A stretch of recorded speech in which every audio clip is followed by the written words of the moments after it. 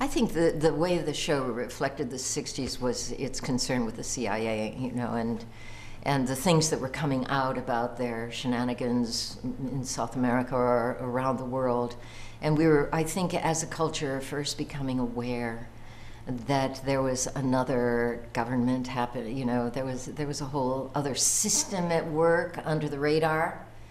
And so you could fantasize about it, and you could satirize it and imagine what that would be and so forth. And probably today it would not be funny, you know.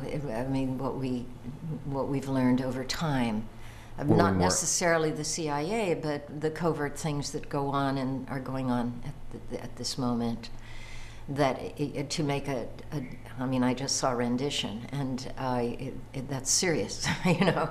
You can't be funny about it. But in the 60s, I think it was still coming off of the aura of the James Bond movies and the excitement of and it feeds into our desire to do something that isn't within the framework of what's legal, or, I mean, don't you think we all have that? So the spy is just, he's his own government. We want a license to kill. Exactly, exactly. Do you think that it was the innocence of the 60s that allowed the show to be funny, as opposed to, you said it wouldn't necessarily happen today?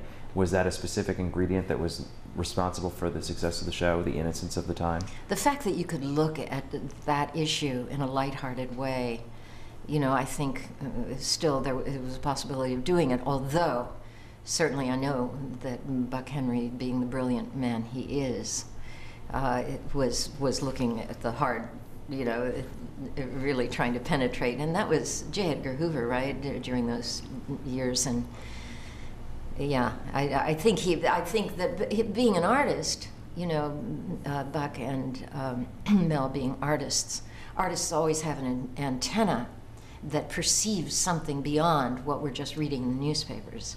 And so surely they were tuned into something, there's no question, because the series came out of its time.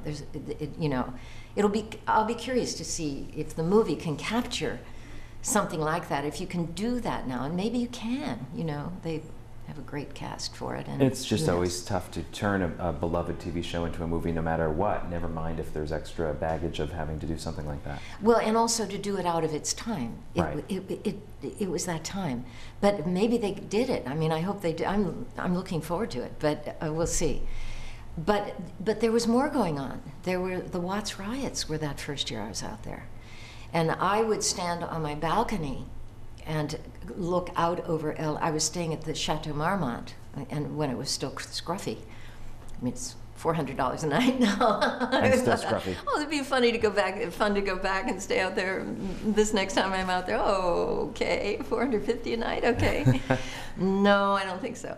But then it was like $50 or something like that. And I had a little studio in the Chateau Marmont, just a studio apartment that first year, because I considered myself still living in New York.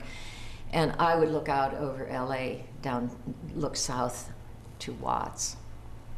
And you could see the smoke, you know, coming up from the riots and so forth. And then during that period was also the whole rebellion against the war, and the parade going up Sunset Boulevard in front of the hotel, these stoned children just staggering, you know, it was just like mobs of these stoned kids.